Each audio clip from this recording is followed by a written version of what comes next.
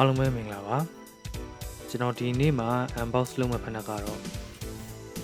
Off-White နဲ့ Nike Dunk လို့ collab လုပ်ထားတဲ့ Lot 50တဲက lot number 48ဖြစ်ပါတယ်ဒီဖက်နှက်ကို unbox လုပ်လို့ရအောင် support လုပ်ပေးတဲ့ page ကတော့ Hi App ဖြစ်ပါတယ်ပထမဆုံးဖက်နှက်ရဲ့ဘူးဖြစ်ပါတယ်ဘူးမှာတိတ်တွေပါပတ်ထားတဲ့ပုံစံလောက်ထားပါတယ်ဒီဘက်ဘေးမှာ lot number 48ဆိုတာလေးကိုသူအမှန်ချစ်ထားတယ်ကွာ90ပေါ့နော်နှစ်ဘူးမှာလို့ cheese လိုမျိုးသူပေါက်ပေါက်ကလေးလောက်ထားတယ်ဒါကတော့ side tag ဖြစ်ပါတယ်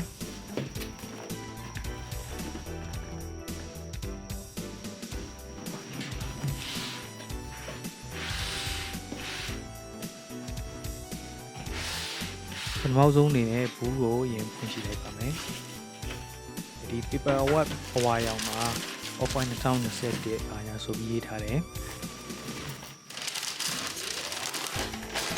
အောက်မှာကနောက်ထပ်ဆက်ပြီးတော့ပါပါသေးတယ် paper wrap နှစ်ခုနဲ့ပါ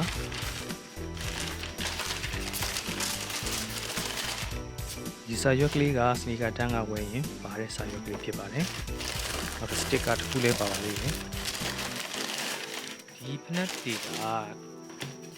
release date ကပေါ့နော်2021 8လပိုင်း10ရက်နေ့မှာထုတ်သွားတာဖြစ်ပါတယ်။ဒါပေမဲ့လို့သူက Nike ရဲ့ sneaker app အဲ့ဒီ application မှာပဲ exclusive asset အနေနဲ့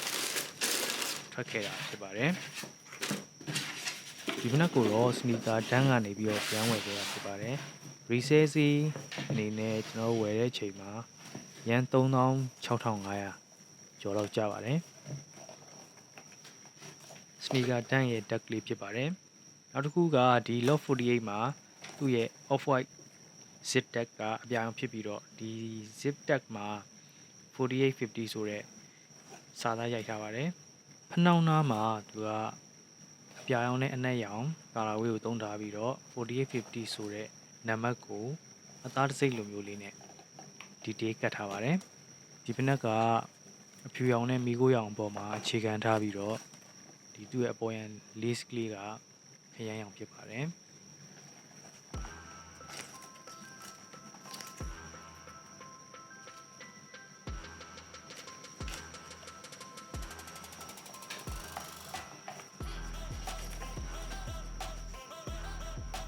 ဖက်နှက်ရဲ့ရှာက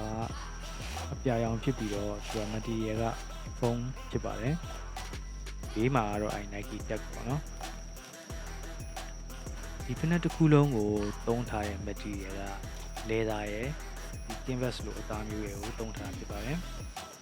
တခြား lot တွေမှာဖက်နှက်တစ်ခုလုံးကို leather သုံးထားတဲ့ lot တွေလည်းရှိပါတယ် Okay အားလုံးကိုကျေးဇူးတင်ပါတယ်